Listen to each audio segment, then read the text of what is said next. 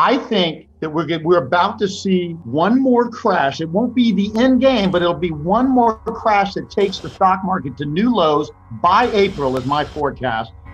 In 2008, we had a serious financial problem in the markets because of too much debt. Since 2008, the debt has gone up huge amounts everywhere, all over the world.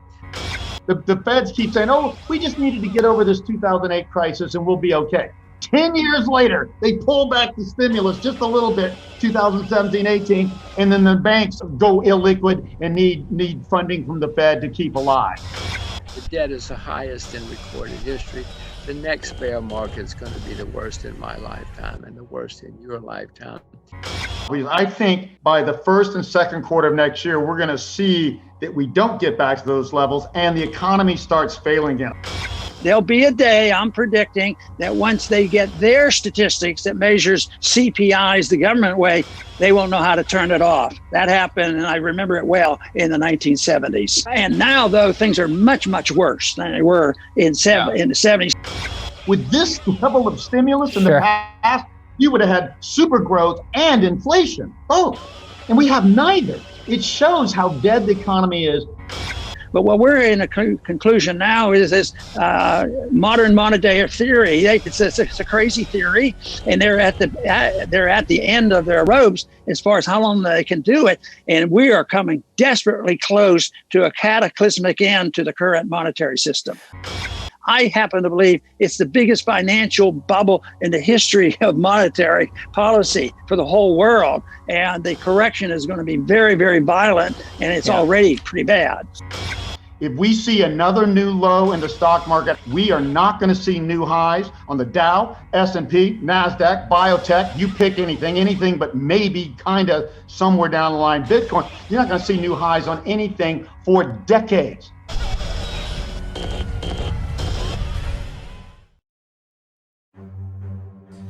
A AMC, a maior cadeia global de cinemas e que foi radicalmente afetada pela pandemia, tem seus papéis hoje muito mais valorizados do que um ano atrás, quando os cinemas estavam cheios. No fim de 2020, a Carnival Cruise, líder em cruzeiros, conseguiu captar 4,5 bilhões em uma emissão secundária de ações, mesmo tendo atualmente suas receitas próximas a zero. A fabricante de caminhões elétricos Nikola, rival da Tesla, nunca vendeu um carro, mas já vale mais do que montadoras tradicionais como a Ford e a Fiat. E por falar na Tesla, talvez nenhuma empresa represente tão bem o momento atual quanto ela.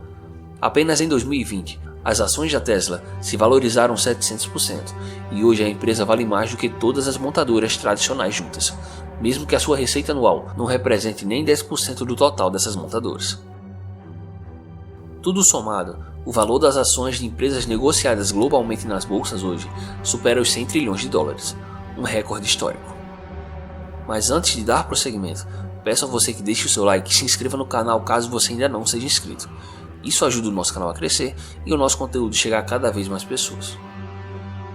A situação hoje é tão extrema que ficou inegável até mesmo para a imprensa especializada, que costumeiramente só reconhece a existência de uma bolha depois que ela explode, que hoje de fato estamos dentro de uma enorme bolha financeira.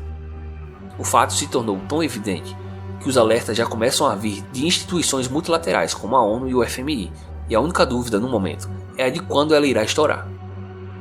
Seja como for, não parece que irá demorar muito. O último sinal evidente de que estamos em um fim de festa foi o caso da tradicional varejista de videogames americana GameStop, que chegou a subir mais de 1.500% somente nas primeiras semanas de 2021, graças a um fórum de internet composto por pequenos investidores que resolveram realizar um short squeeze na ação da empresa e no caminho acabou quebrando uma gestora de 12 bilhões de dólares. A questão fica ainda mais clara quando observamos as métricas de avaliação fundamentalista das bolsas. São inúmeros os índices de avaliação que excederam seus recordes anteriores nos últimos meses, e isso se deu majoritariamente pelo descolamento do desempenho das bolsas de valores, que sobem sem parar graças à incessante injeção de liquidez por parte dos bancos centrais, do desempenho da economia real, que despencou no primeiro trimestre do ano passado e continua sofrendo devido às seguidas medidas de restrições da atividade econômica. A seguir, destacarei dois desses indicadores. O primeiro deles é o índice Buffett, famoso por ser o indicador favorito do mega investidor Warren Buffett, considerado por muitos como o maior investidor de todos os tempos, é uma razão simples: a capitalização total de mercado das ações americanas dividida pelo valor total do produto interno bruto do país.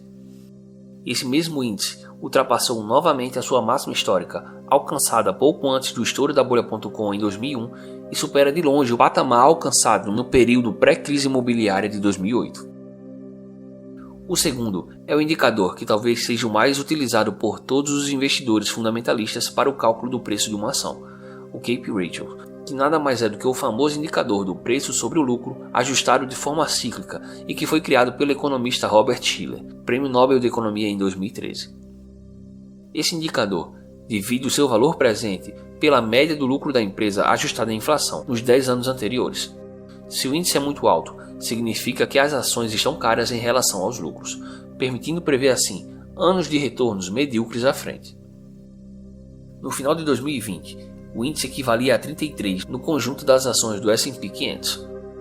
As duas únicas vezes em que o indicador ficou acima de 30 foi em 1929, antes do estouro da Grande Depressão, e em 2000, pouco antes do estouro da bolha.com, também conhecida como bolha da internet.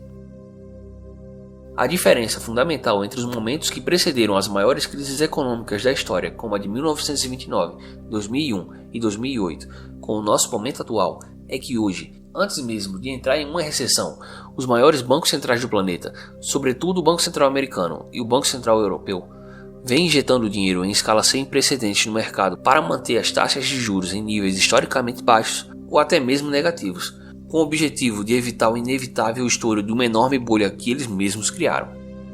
O resultado inevitável disso é que todo esse esforço para impedir que essa bolha estoure deixará os bancos centrais sem ferramentas de reação. A situação já está tão avançada que é comum nos noticiários ver autoridades monetárias suplicando aos governos que os auxiliem com estímulos fiscais nesse esforço inútil e cada vez mais prejudicial de impedir que o mercado se corrija. Porém, da mesma forma que os bancos centrais não possuem mais margem de atuação pelo motivo de que suas taxas de juros já estão próximas a zero ou em terreno negativo, os governos também estão de mãos atadas pelo motivo de que seus níveis de endividamento nunca foram tão altos quanto hoje. Mas vivemos em um momento tão singular em que a loucura tomou conta não só dos mercados, mas também das pessoas, que nada disso parece comover algumas personalidades influentes, embriagadas por teorias econômicas estapafúrdias, sem pé nem cabeça e cujo resultado final delas todos nós já conhecemos bem. Janet Yellen, ex-presidente do Banco Central Americano e atual secretária do Tesouro da administração Biden, afirmou durante a última reunião do G7 que essa é a hora dos governos aumentarem os seus estímulos. Kristalina Georgieva, atual diretora-geral do FMI, não satisfeita com o fato de que aproximadamente 25% de todos os dólares existentes no mundo foram emitidos apenas em 2020, afirmou recentemente que apenas isso não é o bastante e que os Estados Unidos precisam de um estímulo ainda maior. Não por acaso, o Congresso americano está a poucos passos de aprovar um gigantesco pacote de estímulo de 1,9 trilhão de dólares, proposto pelo atual presidente Joe Biden, que inclui cerca de 1 trilhão de dólares em auxílio direto às famílias e mais 440 bilhões para pequenas empresas e comunidades atingidas pela pandemia, o que inclui também cheques no valor de 1.400 dólares para os americanos, bastante superior aos últimos cheques de apenas 600 dólares, além de 400 dólares de auxílio-desemprego por semana. Toda essa injeção monetária, diferente da que ocorreu após a crise de 2008, nas rodadas de quantitative easing, quando o dinheiro injetado na economia era estancado dentro do próprio sistema bancário e destinado em sua grande parte para o mercado de ações, dessa vez está indo diretamente para a economia real, seja através dos cheques entregues aos cidadãos, seja através do pagamento do auxílio-desemprego ou de qualquer outra forma. Não por acaso, essa injeção absurda de liquidez está se refletindo em aumentos substanciais nunca antes vistos na história dos agregados monetários, como o M1 e o M2, que refletem a quantidade de dinheiro em circulação na economia. E esse é um fenômeno que está acontecendo não só nos Estados Unidos, mas no mundo inteiro, inclusive no Brasil. Ao mesmo tempo, quarentenas e outras medidas de restrição da atividade econômica continuam sendo adotadas ao redor do mundo, o que inevitavelmente está impactando o crescimento econômico, apesar de as bolsas estarem simplesmente ignorando esse fato, se sustentando em uma aparente luz no fim do túnel. Se essa luz no fim do túnel é de fato uma saída, ou se é apenas um trem vindo na direção oposta, só o tempo irá nos dizer. O que fica evidente é que as autoridades monetárias e políticas estão mais perdidas do que nunca nesse cenário em que as economias nacionais se tornaram viciadas em estímulos cada vez maiores apenas para conseguirem se manter de pé. Esse é um caminho sem volta, e a consequência inevitável de todo esse processo é a desvalorização contínua e cada vez mais intensa das moedas fiduciárias de curso forçado, como o dólar e o real, bem como a valorização também cada vez maior de ativos naturalmente escassos como o ouro, a prata e o Bitcoin. Manter uma parcela de sua carteira nesses ativos, mesmo que mínima, para se proteger desse processo, nunca pareceu tão óbvio como hoje. Se você gostou do conteúdo, então deixe o seu like e se inscreva no canal. Para receber diariamente mais informações sobre a economia mundial e o mercado financeiro, então inscreva-se agora no nosso canal do Telegram. O link estará logo abaixo no comentário em destaque.